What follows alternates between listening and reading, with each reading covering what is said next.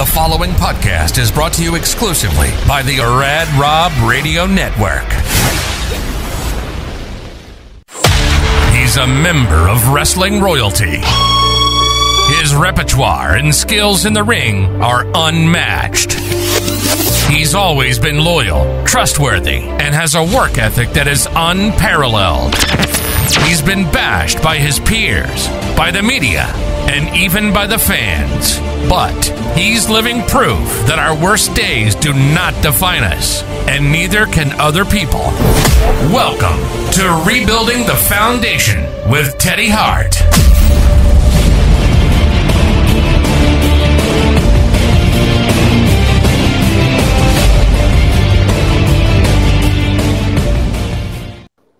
Hey guys, welcome back to Rebuilding the Foundation with Teddy Hart. This is episode number 4. I'm your host, Rad Rob, Rob Francois, joined by the one and only, the man, the myth, the legend, Mr. Teddy Hart. Good evening, sir.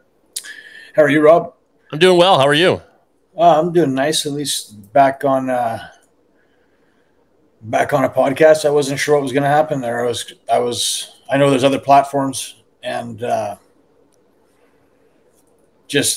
I don't understand the conversations that we had were pretty innocent, and I've talked about crazier stuff in the past.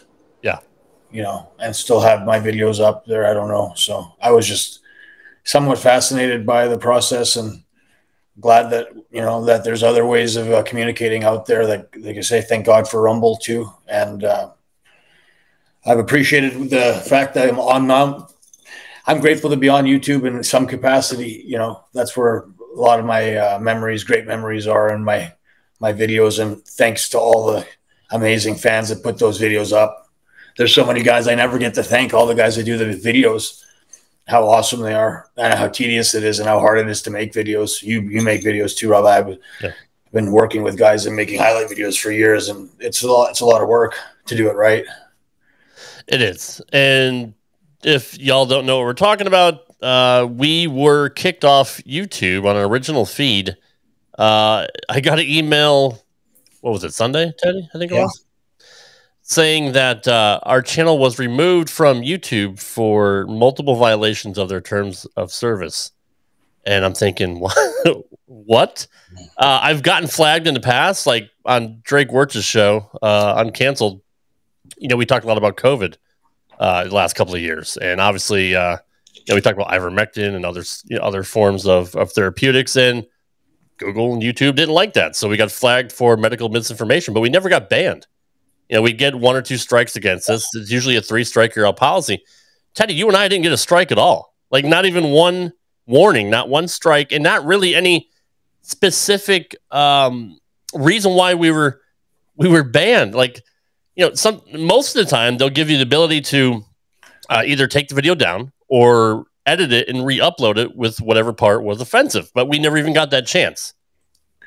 I've never seen that before in all my years of doing YouTube.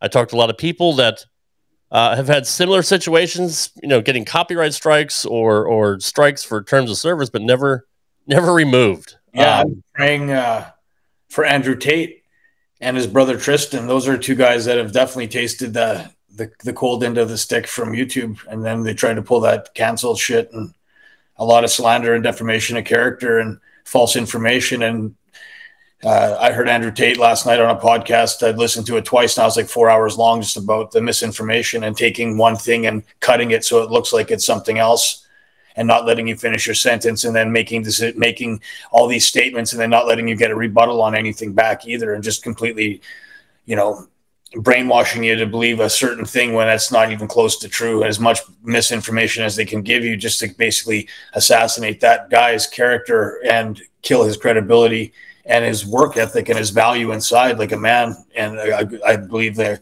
a good man that believed in God and was always a defender of women and took care of so many women, was always a good person to kids and worked with a lot of kids and worked with a lot of students and produced or had great relationships with so many guys that have made it onto TV and have had great matches with me, which is the only experience I can have with them. I'm not from the same place. So if you're not in that area, the best thing you can do is have a match or two with some of these guys while they're coming up And if you have a great match, that's your memory. That's what you got, and that's your record. And you should be held accountable for your record with great matches as a wrestler and as a person, that you're able to tell your side of the story. And if you get taken down for defending yourself, which I haven't even really begun to do, I just have stated a few things, and I've watched a hit piece done on me, and it was terrifying to see. And I'm watching them try to do it to a guy I looked up to and a hero.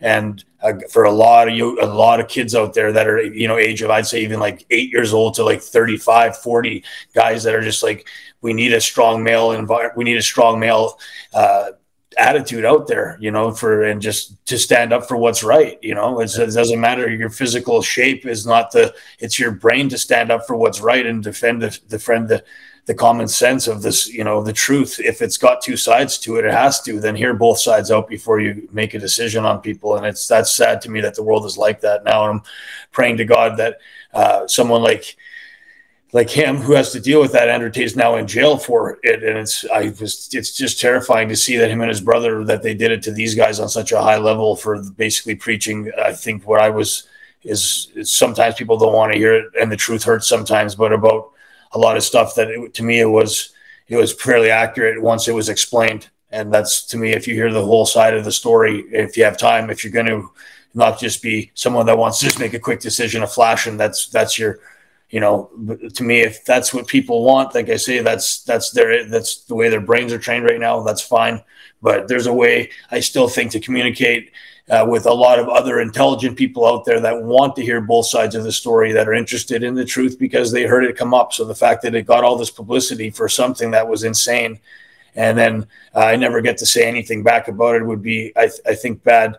And sad. If that's what they're trying to stop me from doing by canceling a YouTube channel, it's like that. To me, it just lets me know that people that are out there are thinking that definitely me pointing out the obvious is going to debunk, I guess, which I don't know why they went to so much work to make me look like that much of an asshole, but it was really crazy to see that, considering, like I say, I'm trying to work with the guys that you get 10 years of filming and you get 3 episodes of 10 years of filming, and none of it was recent. And it was one interview you guys did, and you never told me anything about it. And that's all false propaganda, bad media, and really bad slander and defamation of character, which I haven't. I'm just trying to move on with my life and stay busy and active, and remember the friends and all the loyal people that I have that have, intelligence, and see if there's a day and a way to tell my story. And I'm looking into that possibility, and I can just keep praying for the opportunities that I've had, meeting all these wonderful people on the planet, that these things pan out as a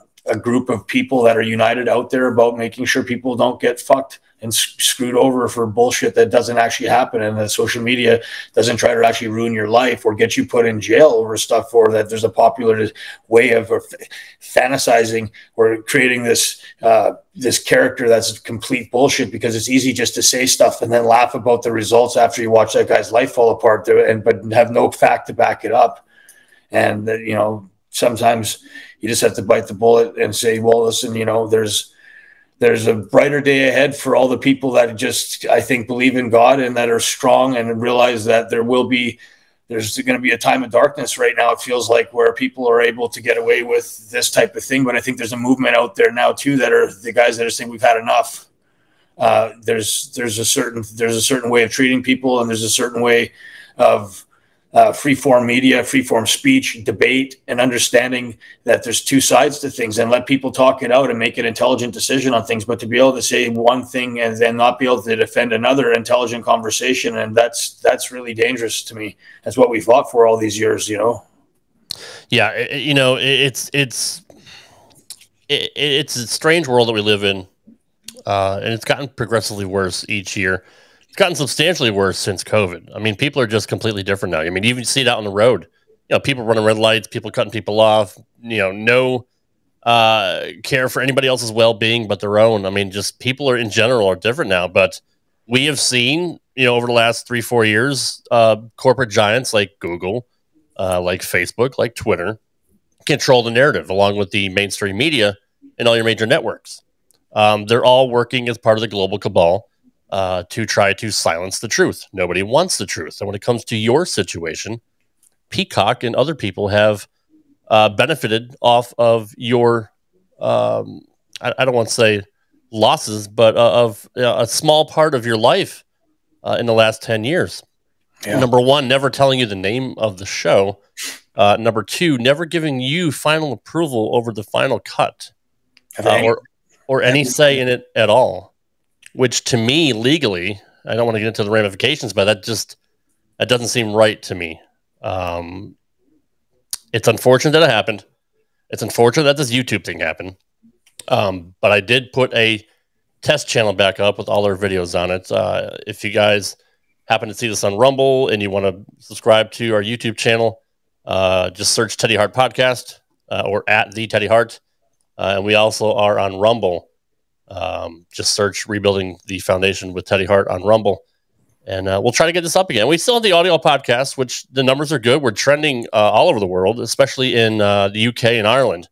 You're really big in Ireland right now, so I guess you have a lot of fans across the pond. So that's a good thing. I mean, and unfortunately, we had questions on that YouTube channel that I was going to ask you on the show, and I didn't write them down, thinking, I didn't think we'd ever get banned. So unfortunately, I don't have those anymore. But I do want to give somebody a shout out, and we do have our guest here, Charles, waiting in the green room. So we'll bring him in here in a second. But real quick, just to wrap up this first part. Shout out to Zach Talks Piro. Zach sent me footage of you. Oh, thank you so much, Zach. That we couldn't find, and you couldn't get for the documentary, and really kind of shows the real truth about one of those matches that you had. Do you want to explain that a little bit? That was the scramble cage match from which people I don't think they realize the work that went into building the cage with the platforms came from me and Rob Feinstein having a conversation about the mat rats, which we had done the platforms on the turnbuckles on the back on the posts. So you could basically do a few different moves and combine stuff where you normally would be sitting on the top. You couldn't be standing on the top at the same time, both guys on the top, because it's hard to balance. You'd have to quickly fall into usually a suplex or something. But this allowed you to stand up there and hold guys and do doubles while both guys are on the top rope. So it's pretty cool. I still think it'll be something that's brought in again in the future once I think just someone will figure it out. Or they'll just say, let's add it. It's something that can be removed, taken in and off, even as an addition to a match or something like that. I have a feeling it'll be brought out there. But that platform allowed us to do some pretty wild stuff off the cage, which we were supposed to do. And there was like a misconstrued story of what we were supposed to do. We went into business for ourselves. I did definitely go into business for myself, but I don't remember anything that happened. And I told people I very rarely ever, I don't think I've ever puked in the ring once in my life, but if you puke, you have a concussion usually. And I told everyone I had a concussion, and I don't need to make an excuse about it. I never did. I always took it on the chin, and I felt bad that it happened. And looking back in retrospect, two things, I feel bad because it was something for a first time, second time working for a company. It's bad timing. And that really makes me look, shitty to the guys that don't know me. If it was done a few years into the company, I think I would have earned the respect and trust and they would have been happy that I did those moves. And if I said I was knocked out, they would have been upset and hurt about it, or felt bad about it, and believe the story. And who cares if Teddy Hart did a few backflips at the end of the show or whatever? He's been doing this, but I wasn't one of their guys. I didn't know them, and it was bad for me. And it probably didn't help Jack out either, but Jack was smart. He still got to keep working there, and that was a good way for them to separate us too, that's how they work, and that's good for him. He was getting work, and he deserved it. He's one of the greatest, I think the greatest high flyer, innovator of offensive high flying moves, and best bumper, like the guy that took the best head bumps ever. Look, he broke his neck, then really invented that type of bump and made it like a standard norm for, like, if you want to get that type of pop out of fans, they've seen that type of neck cracking neck bump that just it's the magic of wrestling. I don't know how more guys don't get hurt. It's crazy, those bumps. I watch my own stuff too, but everyone else out there, like, hats off. Wrestling's evolving, and I've watched some really, really amazing matches in the last while. But that scramble cage, it was something I'm glad I got to see Jack do the double moonsault. I got to do a 450 off the cage, a corkscrew 450 off the cage to the floor. I got to do a shooting star off the cage. That was always a dream of mine from the corner. I've done one off the middle and off another cage, and pulling a scaffold that I did a couple other shooting stars off of cages or off of scaffolds. But that was a big one for me the first time I did that one. And a lot of the footage was cut out after, so no one could see it for like a year. And then they sold the DVD after everything. Of course. Yeah. But now we have the footage, so we are going to put it out at some point so everyone can see it. And yeah, we have the aftermath of the match as well, too, that nobody got to see. Yes, yeah. I was thinking of adding some kind of highlight reel to the beginning of the podcast, maybe just some clips and stuff. So yeah, something like that as a reminder to the fans. Like I said, I did everything in my mind, wrestling wasn't chasing the dream of WWE. That's always obviously a goal for everybody, but my dream was a little different based on the criteria of what had happened with the Brett and Vince situation. And I was young enough, but smart enough to know too. And that I had made a mistake up there right off the hop, which is already, the shit was already bad. And then I fucked up on top of that. Then it was just like, and I take full responsibility at 18 years old for not really knowing what was going on in the world of what it took to be on the road every day and that schedule. And even just like the diet and the sleep, the lack of sleep, the flights, it becomes daunting. And it scared me probably into looking for a way out without even realizing it subconsciously. And just, after that, it's an uphill battle. So you find other ways to invent yourself and being innovative and stretching what the guys in wrestling thought was possible to the next level and doing it really clean and showing people that the human body is capable of doing these types of things. And it's a mental thing, a mind thing, and a meditation thing that a lot goes into the preparation of hitting these moves perfectly onto the cement over and over, but they are possible. And then that's the evolution of wrestling. And I think it helped keep up with MMA. I think the pioneers of the really high-flying, cool, hard-hitting, like that shoot style that looked really crisp and things were solid. The AJ Styles, Bryan Danielsons, the Paul Londons, there's some, the El Genericos, Kevin Steens, all these guys that came up this next generation, but while they were on the indies, what they did. And while they were in Ring of Honor, what they did, so like that's what a lot of those guys got to have a lot of matches that they wouldn't have had in a WWE environment to show how good they were and how tough they were. I mean, there's a lot of really good workers. I'm not even close to naming. I should be name dropping, 20 or 30 other guys like Mysterio and Guerrero and Benoit and Dynamite and Tiger Mask. And, if I can go and then just to you want to talk about Jay Lethal and the Briscoes, go back all the way to like Sanjay Dutt was amazing. There was Ricochet is the best, one of him and Will Ospreay, two of the best matches I think I've ever seen in my life. Their matches, if you like that style of wrestling, I just thought it was such a stretch of my imagination of what the human body was possible and capable of. And the fact that they're getting up from it at all, whether it's that they should have died, you can't get up for some of the stuff, and they had to get up. That's what they had to get up to make the match. So if they're that tough and they're that good at doing that stuff, they went to the next level and you started doing stuff on the fucking floor to the concrete, like fucking reverse Ranas to the floor and shit. Like it was another level. And I was glad I was part of the beginning phases of what the human body was possible. This is what wrestling could be done right by a bunch of really, because it's always two guys. It's always talented partners. It's combinations of guys. So a lot of the guys that I got to work, like I say, really happy that during those years of my life, I can look back. I'm watching videos of big smiles and having, with watching a Pentagon match or watching a Phoenix match. I remember the first time Phoenix came into AAA, and the very first time he came in, how fucking good he was. And I was like, man, this guy's awesome. And I didn't know his brother and him, like I say, because they have their masks on, the masks off sometimes. At the time, I just knew his brother from training because we were training at Apache school. And there's another school down there, and then we were training at that school, and his brother was there training. And then a couple of years later, I didn't know he was Pentagon because I just seen him before training without the mask. So a couple of years later, saw him as Pentagon. I didn't know at first. Then he told me he remembered that I had done some training with him and how cool. And I was just like, awesome. And then you end up wrestling him later on.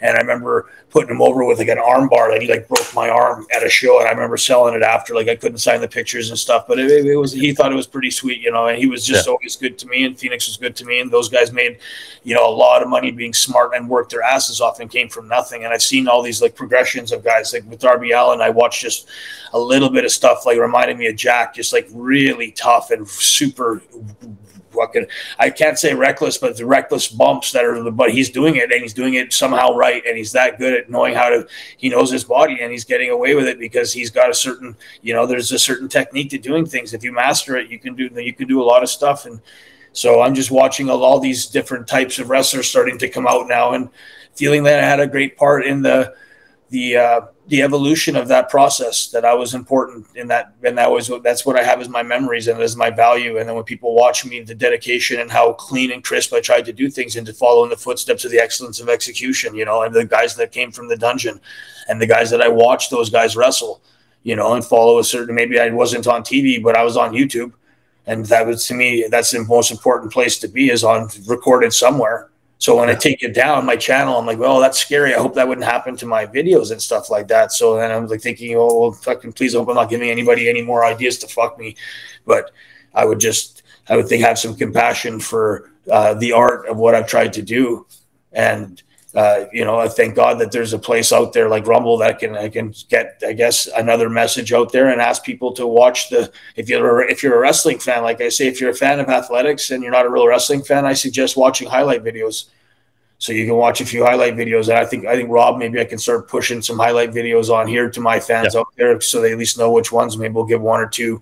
I'll just send them to Rob before he gets put a link up there to these videos. Because I don't know a lot about what's the capabilities of computers, guys. I really, so if I can do more to push my channels or videos that I have out there from Cody, and there's a few really nice touching videos that I think fans, if they watch those videos, 5 minutes, 10 minutes, a documentary that's already been done on me, just if you get to know the man and you have an hour to watch some shit on Peacock, then maybe have an hour to watch something on YouTube that's already out there, just get a different feel for it. And then when some new stuff starts to come out, like this stuff, there's a reason you have a history or a little story about who I am, not just a one-sided version of something. So, because I don't know what publicity is, I'd rather not have that type of publicity, but I can only take it and try to make it into something where if you heard I was a maniac and understand the risk and reward, I did this because I love my sport. I did it because I love my fans, and I love the fans of wrestling because they put food on the mouths of a lot of people that I watched live wonderful lives. And I'm happy that sport exists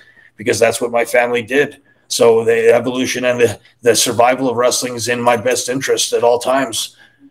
So I watch as a fan, and I love wrestling for what it is when I watch great matches, and I don't get into the politics. I don't know a lot of stuff. I never sent a video to WWE asking for a job ever. I never tried to play the politic game. If anything, I avoided that game, and I was probably a guy did the exact opposite of what a company guy would be doing, because I wasn't chasing that dream. I wasn't chasing that goal. I was chasing the independence of what I could do on my own. I never believed there was a day that I could do anything to fix what had happened between Brett and Vince, and that Shawn Michaels and Triple H, who were the best guys in the world right after that company. Those are the guys that carried the weight and did all the work.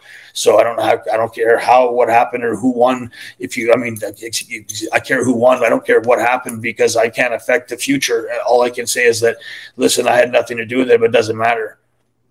It doesn't matter. And if you're just not at the right time and right place, and your guys happen to be that one guy that's competing with the guy that runs the whole company, and they're not friends, and they didn't get along for a while, and it was very serious stuff. It wasn't a joke. When you put hands on somebody, you punch people in the face.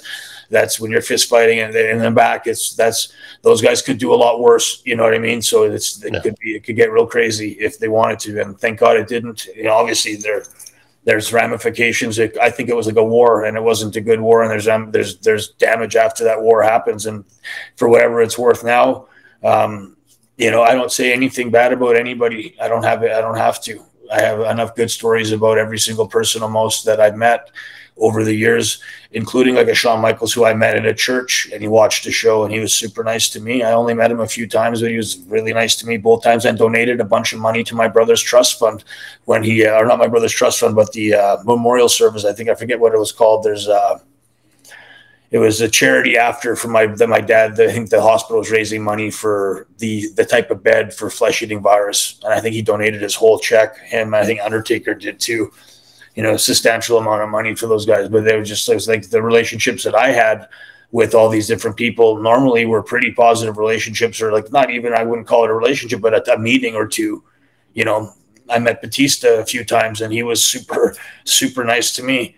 And I had lunch with him, or had dinner. I think we had, well, I guess you can call it like brunch. I think it was like at 6 a.m. sometime. We had some after a bar. He had taken all the guys out, and WWE happened to be in town in Mexico at the same time as AAA, because a lot of the guys are local there. So, And I don't remember how big the tab was, but it was huge. And he paid the whole tab for everybody. And then I saw him in the hotel walking by after a few, and I said, thanks so much for doing that. And he'd met me in Calgary one other time, and we'd taken some pictures at a bar there. And he remembered me, and it was nice, and ended up buying me breakfast. And I talked to him for like an hour, and it turned out he was, that guy in the future, the movie star king of, besides The Rock. Batista's done an unbelievable job with the movies. Obviously seen it too, but those guys, that's a lot of weight. Those movies are hard to do.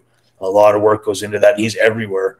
And it's just like those, I always thought that was a blessing for me over the years to be able to meet a lot of these guys and have a nice conversation with them, and to feel like I still came from a solid family name, and the Hart still had that respect, even though there was a problem with the being on TV type of thing, but the Hart name still amongst the boys allowed me to still have a lot of respect, and they respected the work ethic I had in the ring and the innovation I had, and that, and that keeps you going. So. Welcome back to Rebuilding the Foundation with Teddy Hart. All right, Teddy, we have our special guest here. He having technical difficulties, as we always seem to do on this show. The forces are always against us, whether it's corporate giants or Satan or whoever else. But let's bring in your friend, Mr. Charles Arnest. Good evening, Charles. Good to see you, sir. Hey, Rob. Thanks for having me on here. Good. Hey, Teddy. Good to see you. Nice to see you too, Charles. Thanks so much for being on. Sorry about all the technical. Yeah, sorry about the difficulties, man. But it's good to see you. We can see you well. I know you can't. Our video was kind of breaking up for you, but it's good to have you here. Thanks for making time for us, Teddy. Give me a little background about Charles and when you met him. I just watched that ICP match that your friend sent. What's his name? The guy who sent Zach. Yep. Thank you, Zach. Sorry, I won't forget your name again. Zach sent me some stuff, but he actually sent me the ICP match, Charles.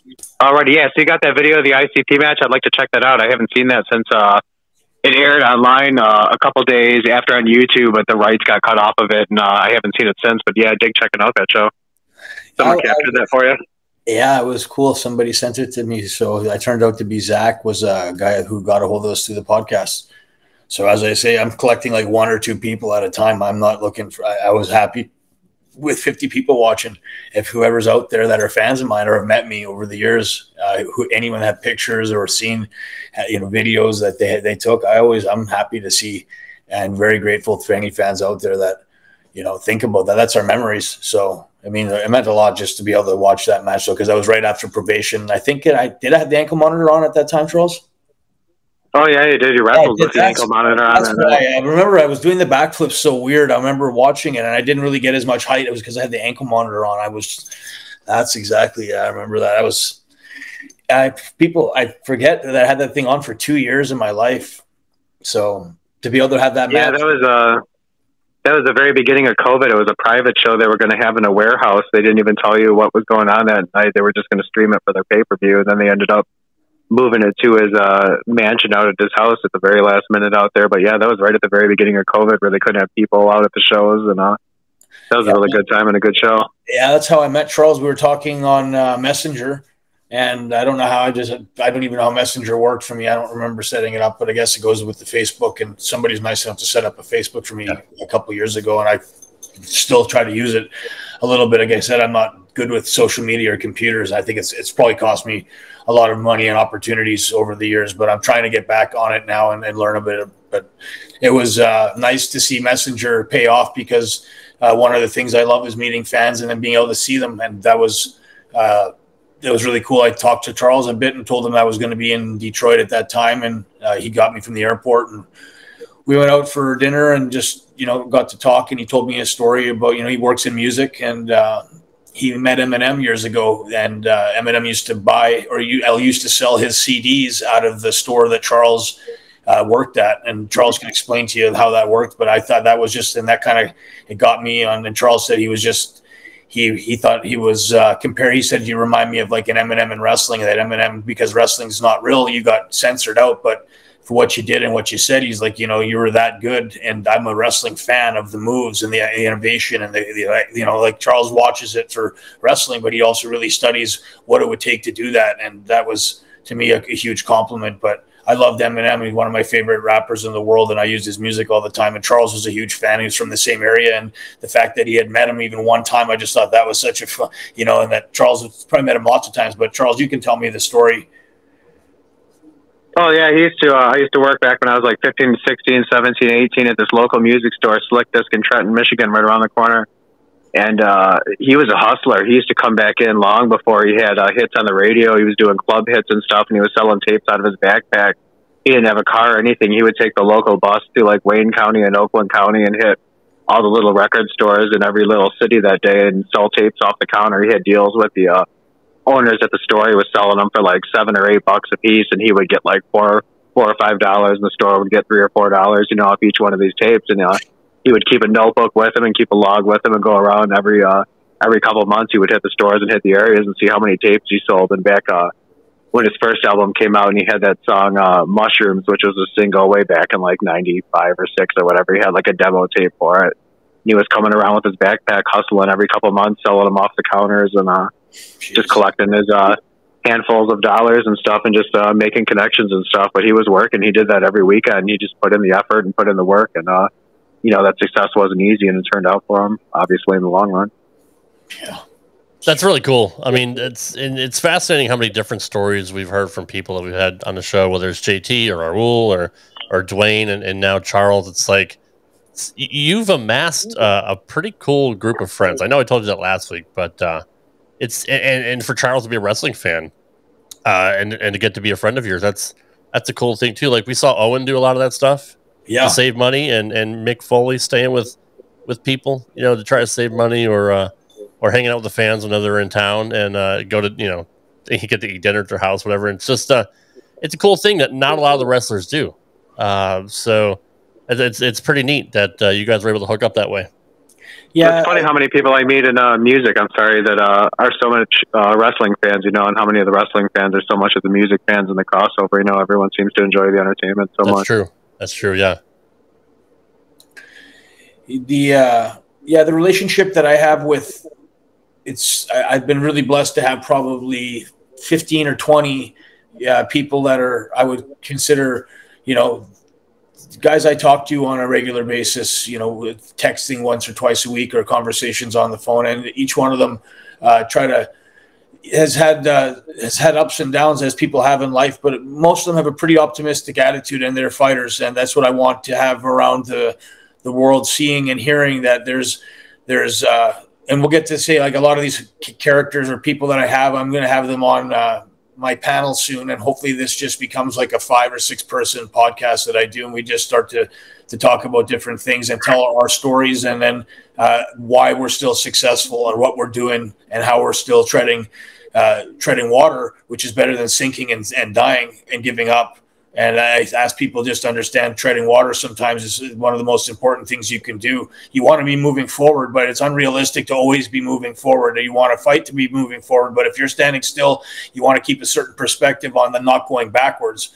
So you want to stay at a certain spot. If that's fine, then maybe step it up. But you always want to move forward. But realistically, it takes time to move forward, but you don't want to be going backwards. So I try to find people that are my friends that we've all had experiences, and we'll explain our experiences and talk about, you know, motivation through success in his business. Charles has done a lot with music, and he's a guy that I think he flew to a bunch of different shows just to meet me and to film stuff with me. And he's a guy I wanted to work with, kind of being part of an entourage type of team where we open up a facility, and it's just, you know, it's like a live-in type of place where it's a couple hot tubs in there and a bunch of projection screen TVs and a couple couches and roll-up beds or blow-up beds or whatever, so guys can just kind of go in there and camp out and chill out and have have a place to hang out and wrestle and train MMA and box and wrestle and cut promos and learn about stuff. And if there's a place in there, maybe where somebody's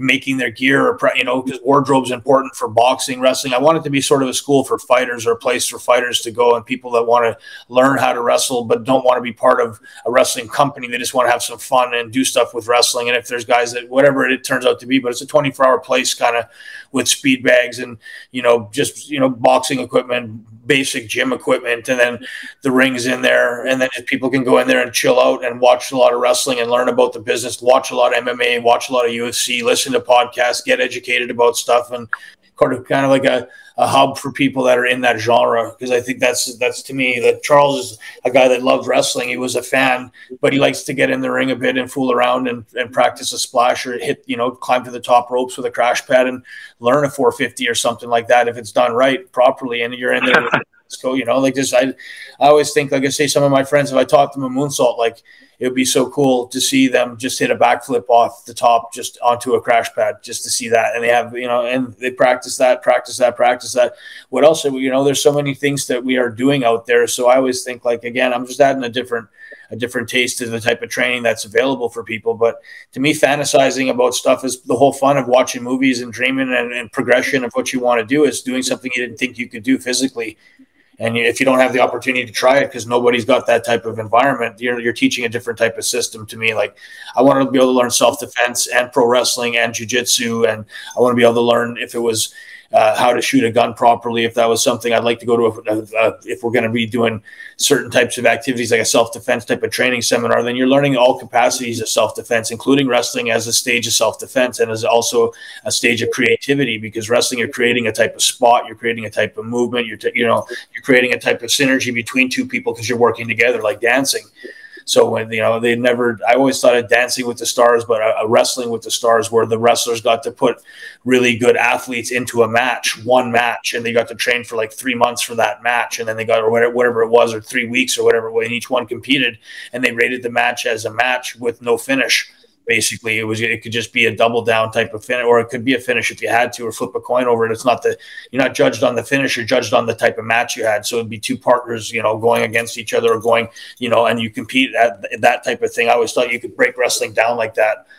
And so it's a little dream I have of it's a type of environment and a type of athlete, like the cross training BMX guys. All these guys they're such good athletes now. I see all the parkour guys. There's all these freaks out there, and they don't really have a sport yet that they're just doing all this stuff for fun. It's like, well, a place for like stuntmen to practice and guys to practice doing, different types of activities that are out there that are now becoming popular, but creating your own type of athlete. It's a gymnast combined with a martial artist, combined with a power lifter and a bodybuilder type of thing. And, everybody's got a certain goal and a certain body type, but to push the limits of what they're doing, combining all these types of information together, and being, again, I'm hoping to attract coaches or guys that are basically masters at these different things that people don't even realize. The guys can do standing backflips and gainers and different things. They were gymnasts, now they have nothing to do, or they were training martial arts. They've been doing 10 years of martial arts, but they're not going to do MMA fighting, but they would love to be able to do show kicking.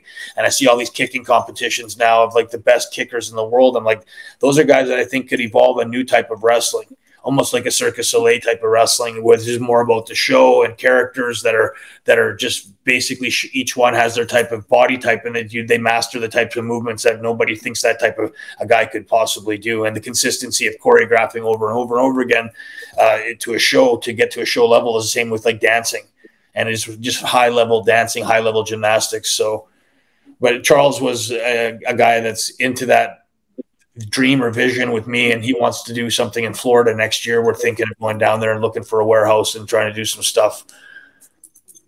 Yeah, for sure. And on a normal guy on my level, it's good to just get in the ring and stretch your body on the ropes and stuff, and it's far more fun to bounce off the ropes and do a couple drop downs and leapfrogs or something and burn yourself out than run on a treadmill for a half hour. It's just fun to be in the ring and fun to learn and stuff. I don't necessarily want to compete or be doing 450s and stuff and killing myself, but just to burn some calories and keep your body in shape and stay in the gym and active and be inspired by people that inspire you in life, and make connections with people that are all have same common interest and enjoy that type of thing. But it seemed like a great opportunity and something I would have liked to get into a couple of years ago, but COVID, like you say, kind of shut down and slowed down everything, but it gave us an opportunity to plan it out a little more and hopefully be more successful on this run. But definitely something I'm looking to get into and stay focused on as of next year.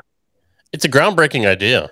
I mean, you know, Teddy, you're an innovator of offense, but I mean that's a amazing innovation as well, and it's something that's unheard of. And I think that could truly get over. Like once people realize what it is and what they can do there, and you know, even just wrestling fans just want to, like you said, you know, it's great cardio. But there's always fans that want to get yourself out real quick, you know, and then you'll still have the time of your life doing it. You know, you'll be laughing and giggling about it. All your bones will be sore and your muscles will be sore and everything will hurt, and you'll still have the time of your life, you know, but you'll work yourself pretty good. Yeah, and fans always want to get in the ring. So I mean, it's a cool opportunity for them too, as long as they take it seriously. Like, you know, it's not really to fuck around. Focus on technique and stuff, and that's kind of to the point earlier we kind of mentioned. You know, I always thought Teddy's like precision and all his moves he did was like really his most unique feature. You know, he made some of the most beautiful moves, like an arm drag and stuff. You know, like Ricky Steamboat just looks so fascinating. Just the small moves that really you don't like focus on. You know, like you go back and you look at WrestleMania 3, which is considered one of the biggest pay-per-views or shows of all time. You know, and the highlight you always see is like an arm drag. You know, just like a simple basic move, but it's done to perfection and beauty. You know, I love how Teddy focuses on all that, like a monkey flip or a sunset flip or even just like a punch. You know, it just looks so good and so authentic. You know, not even necessarily like the high flying flashy moves. You know, just the small basic things done to the best of its ability just really brings the art back into focus. Well, especially when you take a hammerlock, Teddy. I know you're dying to talk. I know you are, but and even when you take a hammerlock, and I've told you this, just your transitions into other moves and joint manipulation and just different things to work an arm or a hand, or you know, it's just it's amazing how precise you were and how technical you were, and not many people can do that. So my hats off to you for doing that, and your working punch was absolutely fantastic. And you sell your hand after punching, like you broke your hand. It's like it's the little things, the little nuances in wrestling that maybe fans don't maybe pay attention to, but the smart fans do. And the boys do as well.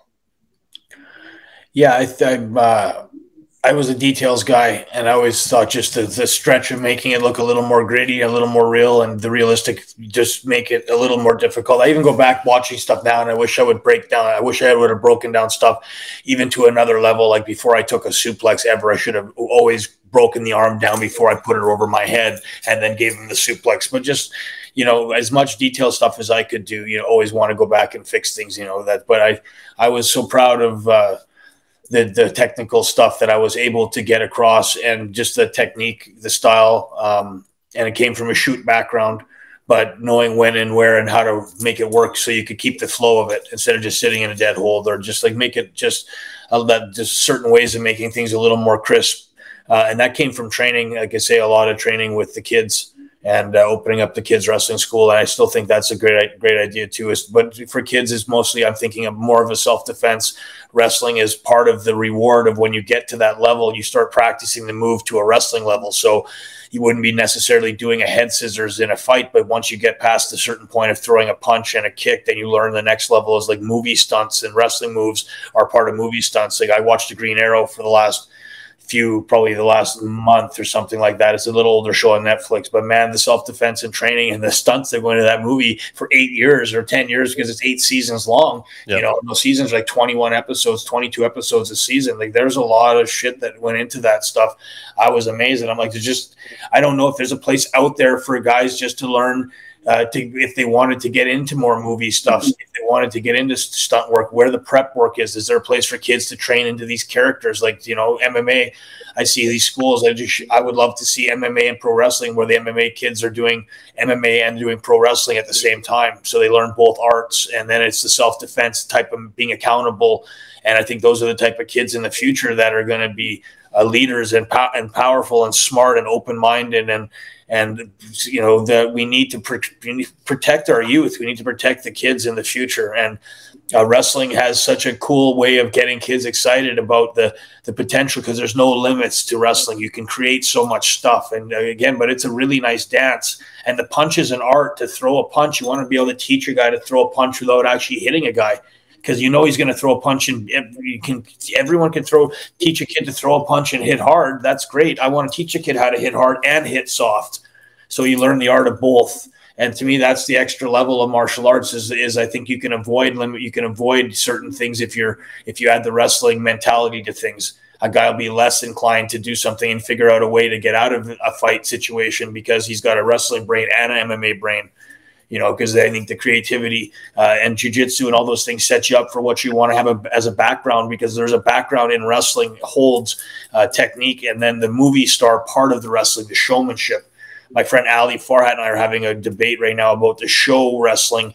The Rock was a great showman, the best showman. Maybe him and Austin were the best showman, or Hogan, Austin, him were the best showman ever. They had that certain, or add flair to that too, type of thing. But then there's the great technical wrestlers, the guys that are workers versus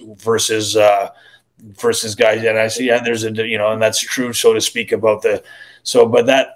If you're taking out the fan and you're learning the technique and the move and the art of it as basically something new to add to because there's only so many levels of jiu-jitsu when you're sitting there holding a guy to a certain point. But if you're learning how to bump and land, and again, a lot of the stuff I'm just saying to try it onto crash pads. And then once you get familiar with it, because you're not wrestling specifically, you're not training specifically to be an independent wrestler. You're training just to learn the technique of these different types of things, because there's a market for this, because I'm seeing all these guys doing their own stuff, doing their own movies, doing their own streaming, and then in the future, I don't know how many more people are going to want to be, maybe they want to do their own stuff. They want to figure out how to make guys that are doing these independent films, like they're doing some unbelievable stuff. Where do all these guys, where are they found? Is there a place for them to train for it? Cool. Then we create your own ninja system. But it's I'd like to create like a ninja system type of environment where guys at a young age are starting to get into the Beat the Street program in Chicago. It's for amateur wrestlers. So I would love to incorporate putting a ring in there at the amateur wrestling facility and letting the guys go into the ring and practice some of the stuff where they now practice spots that they're doing, working like a shoot type of thing. But that way the kids it's something else for them to do. It's a little more fun progression, right? Because grinding it out for hours in the ring with the wrestling, it's tough. But there's a little more reward to the pro wrestling stuff. And a lot of the pro wrestlers, where do the amateur wrestlers go once they're done amateur wrestling? What's the only job they're going to get? Yeah. MMA or pro wrestling. So to me, it would be good to throw a ring in there, because you may create multi-athletes. I just think that's another, like I say, but you'll create a two-headed athlete, you know what I mean? Like a Bo Jackson type of thing, where you're playing baseball and football at the same time. Thanks for listening to Rebuilding the Foundation with Teddy Hart. To keep up with the latest happenings with Teddy, follow him on Instagram at official Teddy Hart. You can also email us at rebuildingthefoundationpodcast@gmail.com. Join us next time for Rebuilding the Foundation with Teddy Hart, right here on the Rad Rob Radio Network.